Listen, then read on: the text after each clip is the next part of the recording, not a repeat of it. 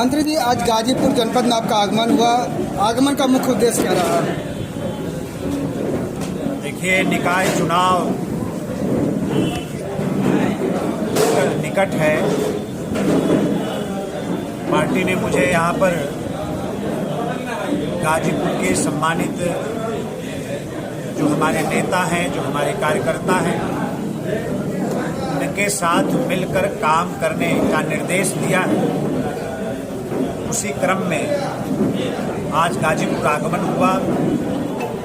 यहाँ नगर पालिका गाजीपुर के हमारे जो सम्मानित पार्टी के कार्यकर्ता हैं, नेता हैं, सभासद हैं, हमारे चेयरमैन साहब हैं और पार्टी के तमाम वर्कर, उनके साथ अभी एक मैंने परिचय के लिए एक बैठक की है।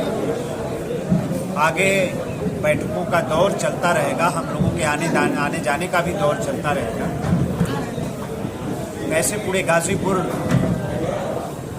के सभी जो हमारी नगर पालिका, नगर पंचायतें हैं, वहाँ कमल निशान का परचम किस तरह से लहराए, भारतीय जनता पार्टी ये हमारे जो उम्मीदवार हैं किस तरह से वो विजयी हो, जो एक स्वाभाविक आकर्षण भारतीय जनता पार्टी की तरफ पार्टी के अलावा भी जो आम जनता का बना हुआ है, हम उसको कैसे वोट में परिवर्तित करके और पार्टी के विजय को कैसे सुनिश्चित करें, आज इन्हीं तमाम बातों को लेकर यहाँ पर बैठे हैं। मंत्री जी, देखा जाता है जब भी चुनाव आता है तो बहुत सारे प्रत्याशियों की संख्या बढ़ जाती है, लेकिन अंत में टिकट किसी एक व्यक्ति को मिलता है तो बहुत सारे लोग नाराज हो जाते हैं। ऐसे नाराज लोगों को मनाने के लिए क्या कोई रणनीति बनाया है या? देखिए, बड़ा ही अनुशासित संगठन भारतीय जनता पार्टी का है और इसमें काम करने वाला एक एक सदस्य एक परिवार की तरह आपस में मिलजुल के काम करता है। इस तरह का संकट दूसरे राजनीतिक दलों में होता होगा, हमारे पार्टी में इस तरह का कोई संकट नहीं आता है।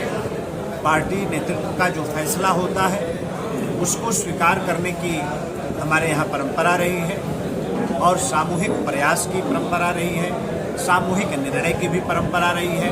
हम लोग उस रास्ते पर चलने वाले लोग। मंत्री जी, अभी पिछले दिन प्रदेश सरकार की तरफ मदरसों के सर्वे की बात की गई थी। सर्वे की रिपोर्ट आ गई है, लगभग बड़ी संख्या में फर्जी सर्वे जो है मदरसों की बात सामने आ रही है।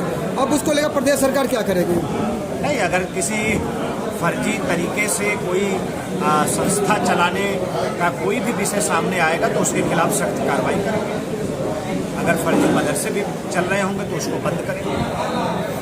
इसके अलावा बात करें तो AIM के प्रदेश अध्यक्ष ने एक बयान दिया है कि हम 3 शादियां करते हैं तो कहीं ना कहीं अपने पत्नियों को सम्मान देने की बात करते हैं। सब पत्नियों को 3 शादी के पत्नियों को सम्मान देते हैं। ये देखिए, कुत्सित मानसिकता के लोग हैं और ख़ास तौर पर माँ बहनों को जानवर समझने वाले ये लोग, ये जानवर मानसिकता के लोगों को ये समझना पड़ेगा कि ये मोदी जी का ज़माना है और उत्तर प्रदेश में योगी जी की सरकार चल रही है।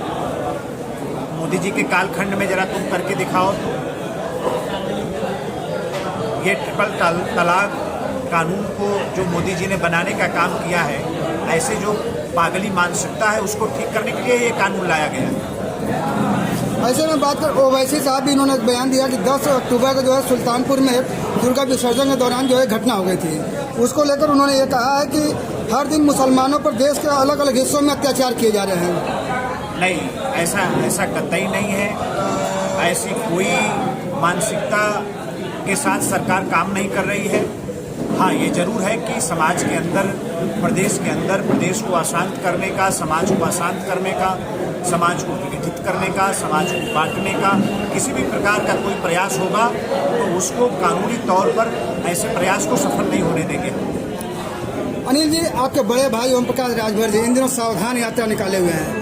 यूपी से लेकर बिहार तक की यात्रा कर रहे हैं। यूपी में तो निशाना साध ही रहे थे और बिहार के नेताओं पर भी निशाना साध रहे हैं। देखिए, हमने उनका नाम बदल दिया है ना, वो असलम राजभर है, एक बात।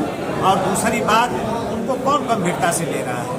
हाँ, ये सही है कि हमारे मीडिया के साथी बहुत मेहनत करते हैं तो उनके मनोरंजन के लिए कुछ लोग चाहिए, तो ऐसे लोग मीडिया के साथियों के मनोरंजन के साधन भर हैं। वो सावधान यात्रा निकाले, कोई यात्रा निकाले, कहीं किसी पर कोई फर्क पड़ने वाला ऐसे लोगों का नहीं।